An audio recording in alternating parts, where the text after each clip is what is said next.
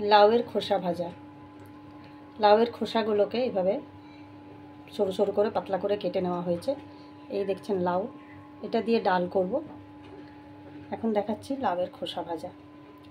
কড়াইতে সর্ষের তেল দিচ্ছি।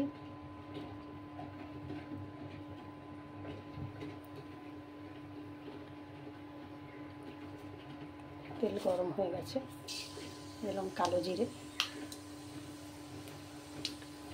শুকনো লঙ্কা একটা ফোড়ন দিলাম,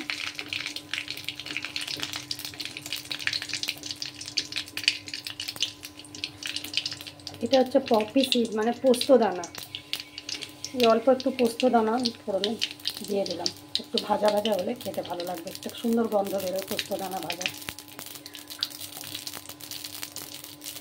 এরপরে এই লাউয়ের খোসাটা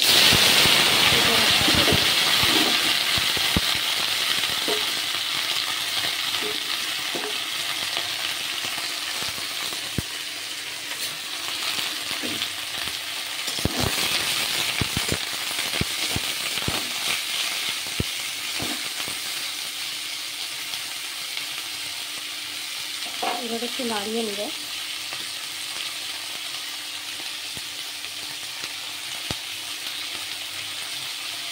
হয়তো একটু নুন দিয়ে দিলাম, বেশি দেবো না, কারণ এখানে একটা পেস্ট করে রেখেছি আমি। দেখুন এখানে সর্ষে গুঁড়ো, হলুদ, লঙ্কা, নুন আর চিনি দিয়ে একটা পেস্ট করে রাখা আছে, এটা এর মধ্যে দেবো। সজনে পাতা এগুলো এর মধ্যে দিয়ে দিচ্ছি। এটা পুরোপুরি অপশনাল, এটা না দিলেও চলে, এটা আমি দিলাম। এটা একটু হেলদি হয়, সজনে পাতা খাওয়া ভালো, তাই আমি এই ভাজার মধ্যেই দিয়ে দিলাম। এটা আপনি না দিলে শুধু লাউয়ের খোসা ভাজাও করতে পারেন।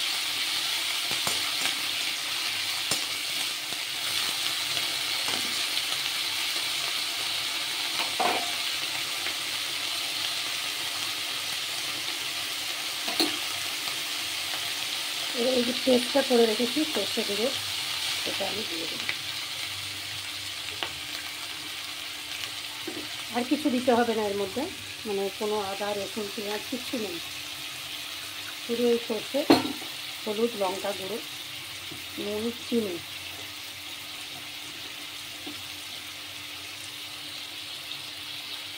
একটু জল দিয়ে এবার এটাকে ঢেকে দেবো।